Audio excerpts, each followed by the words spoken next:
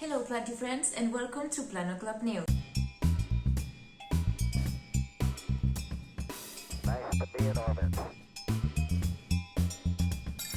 Today we'll be featuring Alocasia Odora, Schefflera Arboricola, and we have breaking news from the Golden Pothos, the Pace Lily and the Ionium. So stay tuned to see how these plants are looking today.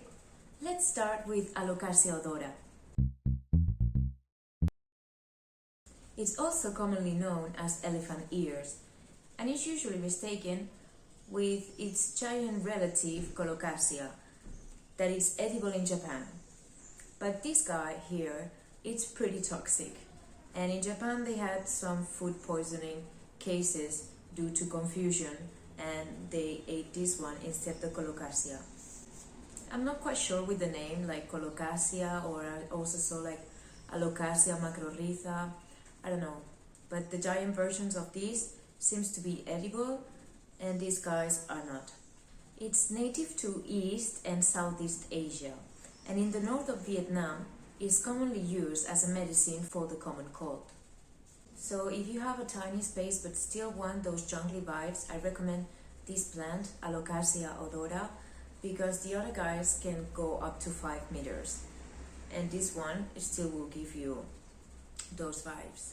It prefers bright light because if you place it in direct sunlight, you will see that it will start getting discolored and it will burn its leaves. So better place it under a tree where it can get shade, and a lot of plants cannot grow under those conditions. It can also tolerate like early morning sun or late afternoon sun. So be sure to analyze your space before putting any plants.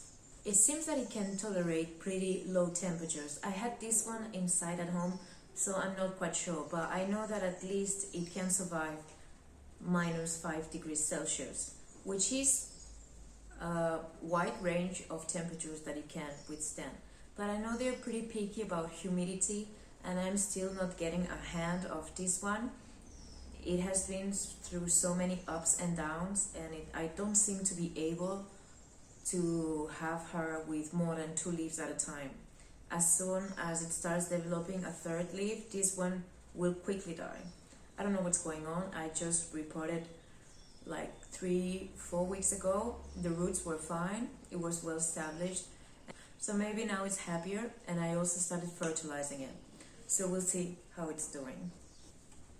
Do you have Alocasias? How are you doing with them? If you are the magic wizard of Alocasias, please leave us a comment so I know how to handle this one better.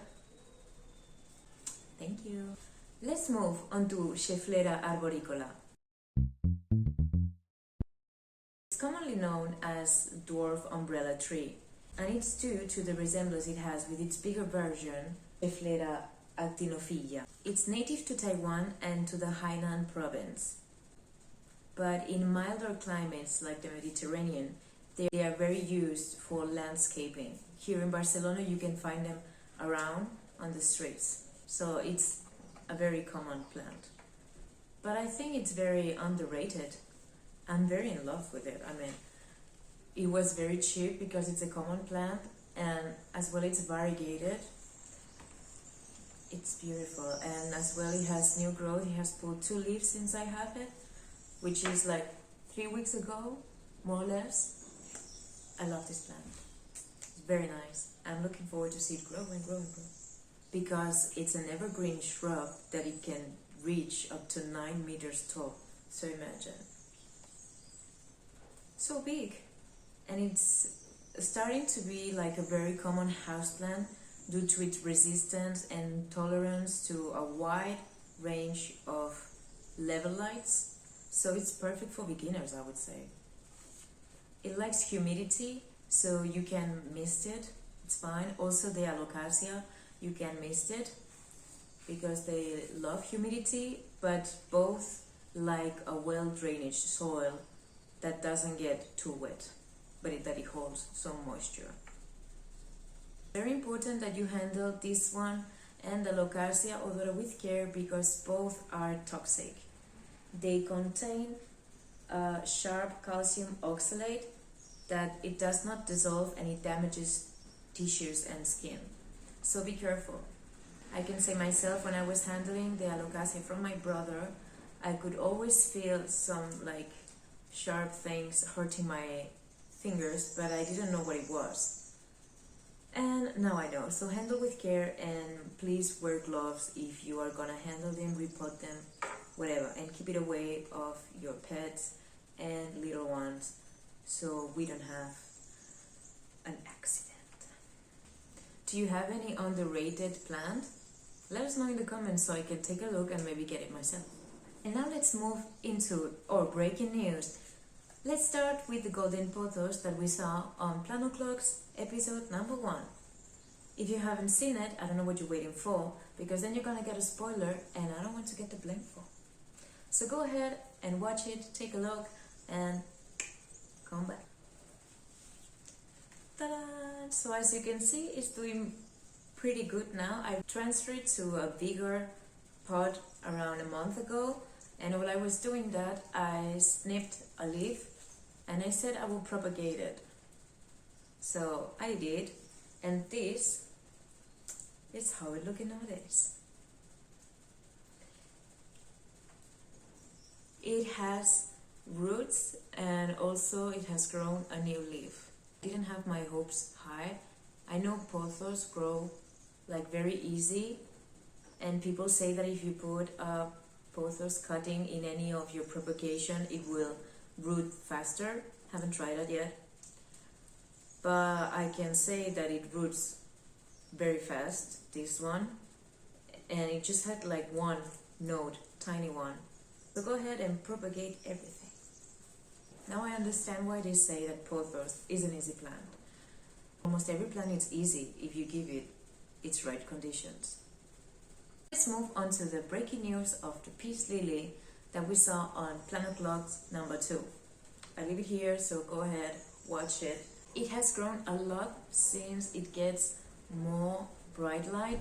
When I was having it in my flat, my flat was pretty dark itself, but it wasn't like the shadiest place of the living room. And this is what happens when you give peace lily enough sunlight. Don't place it on direct sunlight because it will burn its leaves. So keep it in a well-lit area and you will have a peace lily like that. Also repot this one last week. It's now spring, so it's time to repot. And this one was asking for a repot as I was watering way more than usual and it was absorbing everything, which meant that it didn't have enough soil to retain moisture and the water. So I checked, and yes, it had big roots. So I gave it a smaller, bigger house, like just one size bigger, because I know peace lilies like to be kind of root bound, so they kind of flower. But this one has no intention of flowering at this point. I started also fertilizing it.